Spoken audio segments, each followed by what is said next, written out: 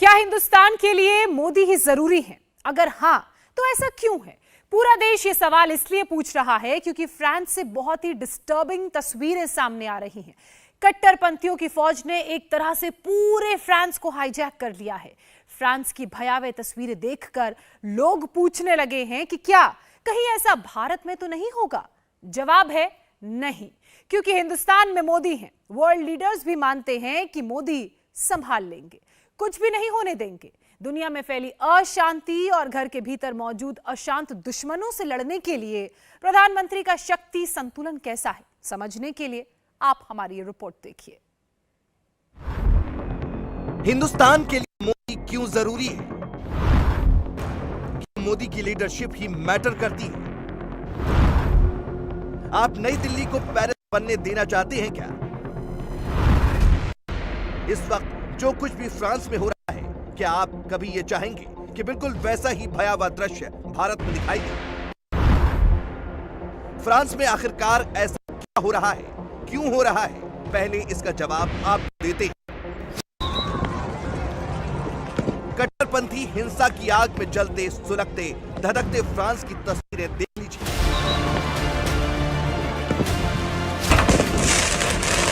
सड़क पर युद्ध जैसे हालात, सिचुएशन आउट ऑफ कंट्रोल, तस्वीरें आपके सामने।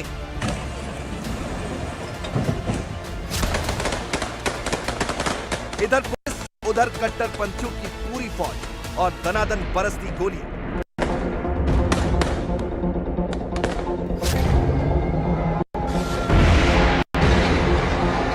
कट्टरपंथियों के रास्ते में जो आया उस पर गाड़ी चढ़ा दी, सब तबाह कर दी।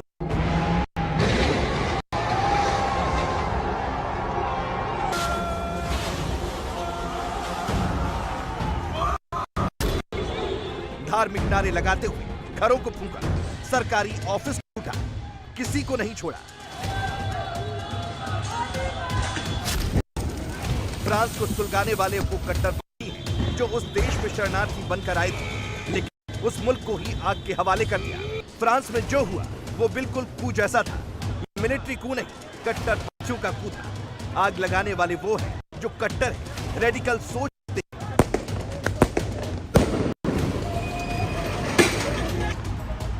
बवाल की शुरुआत उस वक्त हुई जब मंगलवार सुबह फ्रांस की पुलिस ने 17 साल के एक अल्जीरियन मुस्लिम युवक को रोका। वो पोलैंड के नंबर की कार में था। पुलिस ने रोकने की कोशिश की, वो नहीं रुका। इसके बाद पुलिस ने उस पर गोली चला दी। वो युवक वहीं मारा गया। जैसे ही ये वीडियो वायरल हुआ, कट्टरपंथियों ने पूरे फ्रांस को हिला डाला, जला डाला, जो चीज जहां दिखी उसे फूंक डाला।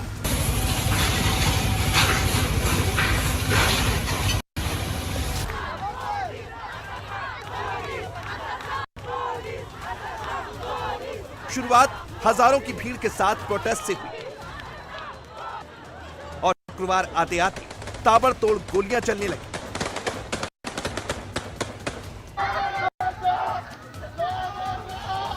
कट्टरपंथियों की हिंसक भीड़ ने धार्मिक नारे लगाते हुए सिर्फ पब्लिक प्रॉपर्टी नहीं जलाई, बड़ी संख्या में दुकानें तक लूट ली। लूट का वीडियो भी आपके सामने है।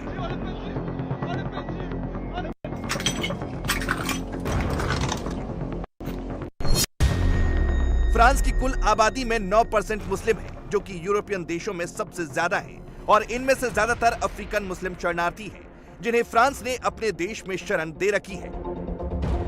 ये सिर्फ एक फ्रांस की बात नहीं, पूरे यूरोप कट्टर सोच रखने वालों की एंट्री हो चुकी है।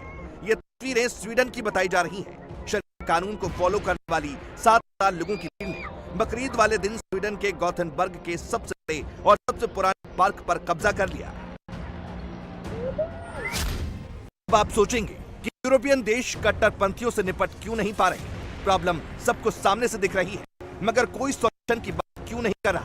कुछ लोग हैं जो बहका रहे हैं, भड़का रहे हैं, आग लगा रहे हैं, और ऐसे लोगों को दुनिया सबक नहीं सिखा पा रही, संभाल नहीं पा रही।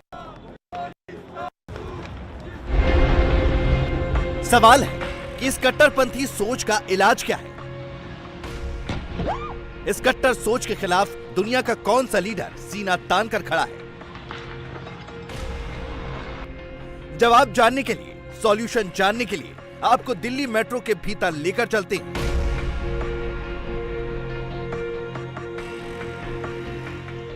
फ्रांस हो या दुनिया का कोई और कोना हो, वहां कुछ लोग ऐसे हैं जो आग लगा रहे हैं, लोगों को भड़का रहे हैं, जबकि भारत के प्रधानमंत्री मोदी जो लोगों को समझा रहे हैं और लोग उनकी बात समझ भी रहे हैं। ये आहट है, ये आहट है, ये आहट है। मोदी ने क्यों कहा, किस लिए कहा, किसके लिए कहा कि ये आहट है? प्रधानमंत्री किस आहट की ओर इशारा कर रहे हैं, किस फोर्स का जिक्र कर रहे हैं? एक गाइडिंग फोर्स है, एक गाइडिंग फोर्स है। मोदी किस गाइडिंग फोर्स को 24 में हिंदुस्तान की फोर्स बनाने के लिए रेडी हैं?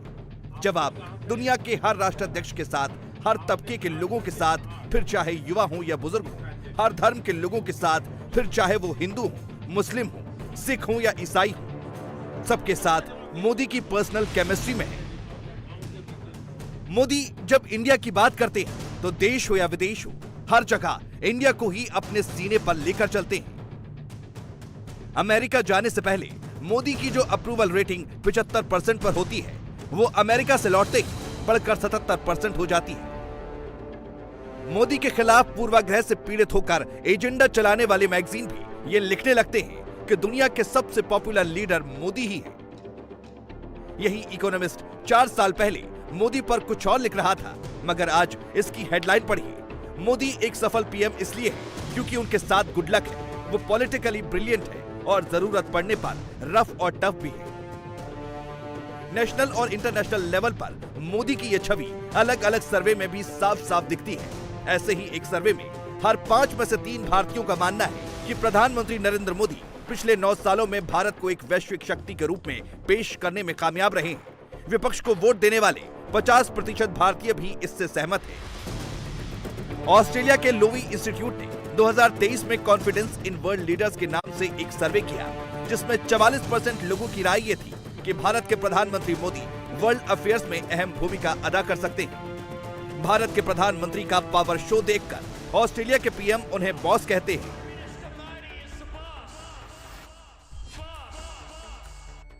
जब मोदी अमेरिका के राष्ट्रपति से मिलते हैं तो वो उनका ऑटोग्राफ मांगते हैं, और जब रूस के राष्ट्रपति व्लादिमीर पुतिन माइक पकड़ते हैं तो वो भी यही कहते हैं कि उनके दोस्त मोदी ने तो इंडिया में और इंटरनेशनल लेवल पर कमाल कर दिया, पूरा का पूरा गेम चेंज कर दिया।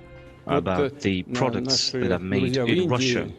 Our friends in India, the Prime Minister Modi is a good friend of Russia as well.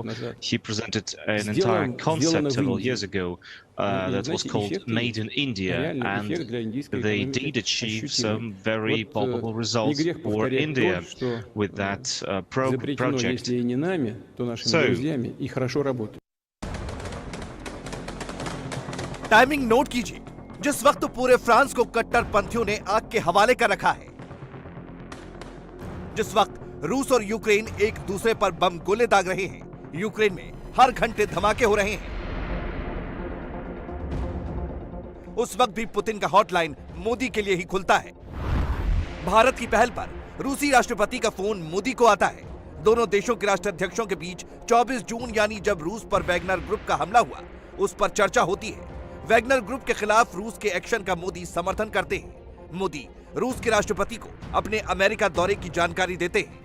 Ukraine के मुद्दे पर भी पुतिन से चर्चा करते हैं। और जब एक वैश्विक नेता के तौर पर प्रधानमंत्री देश के भीतर अपने लोगों के बीच जाते हैं तो ये कहने से नहीं हिचकिचाते कि ये 24 से पहले वाला भारत नहीं है, ये आज का भारत है। और जब आज का इंडिया बोलता है तो पूरी दुनिया कान लगाकर सुनती है, समझती है। अभी कुछ दिन पहले ही मैं अमेरिका की यात्रा से लौटा हूं। आप सबने देखा होगा आज भारत का सम्मान कितना बढ़ा है, गौरव कितना बढ़ा है। क्या कारण है? क्या कारण है आज भारत का इतना गौरव बढ़ा है? उत्तर वही है क्योंकि भारत की क्षमता बढ़ी है, भारत के युवाओं पर विश्व का भरोसा बढ़ा। सबसे बड़ी गाइडिंग फोर्स कौन सी काम कर रही है? ये गाइडिंग फोर्स है भारत की युवा शक्ति। इस हॉल में बैठे ही हुए मेरे युवाओं की शक्ति, ये आहट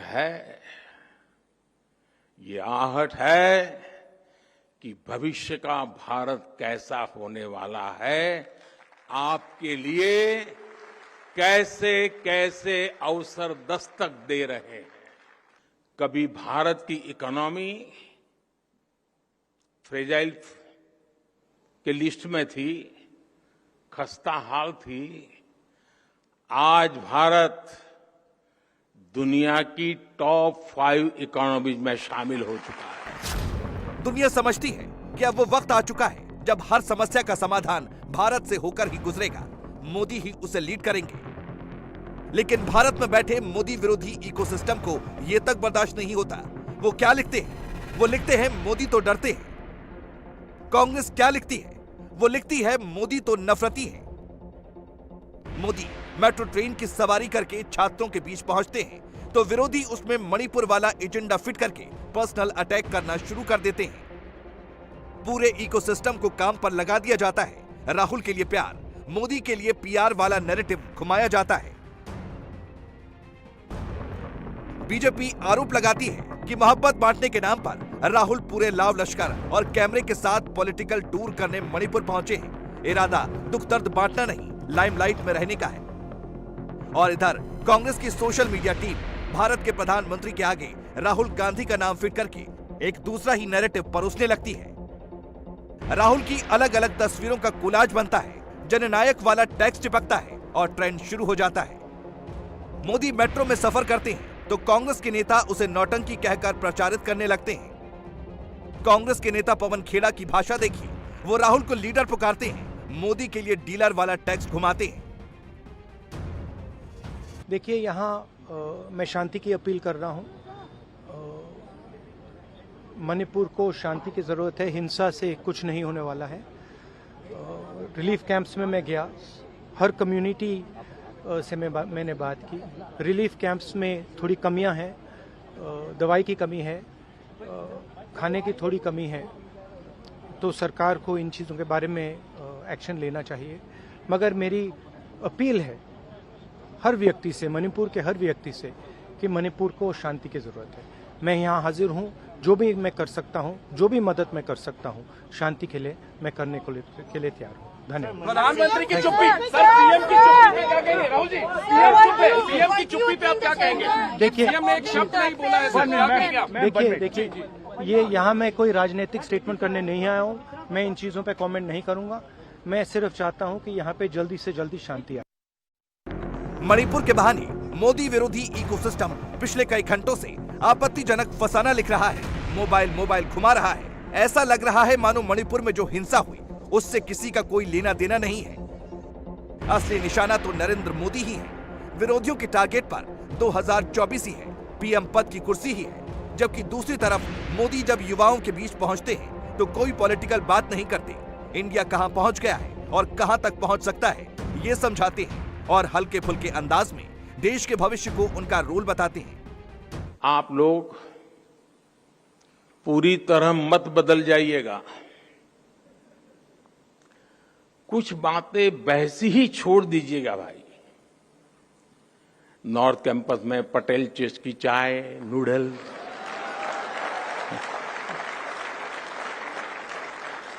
साउथ कैंपस में चाणक्य आज के मोमोज, इनका टेस्ट न बदल जाए ये भी आपको इंश्योर करना होगा। साथियों, जब हम अपने जीवन में कोई लक्ष्य तय करते हैं तो उसके लिए पहले हमें अपने मन मस्तिष्क को तैयार करना होता है। एक राष्ट्र के मन मस्तिष्क को तैयार करने की ये जिम्मेदारी उसके एजुकेशन इंस्टीट्यूट को निभानी होती है। हमारी नई जनरेशन फ्यूचर रेडी हो, वो चैलेंजेस को एक्सेप्ट करने और फेस करने का टेम्परामेंट रखती हो। ये शिक्षा संस्थान के विजन और मिशन से ही संभव होता है। कैंपस में आने का आनंद भी तभी होता है जब आप कलीग के साथ आए।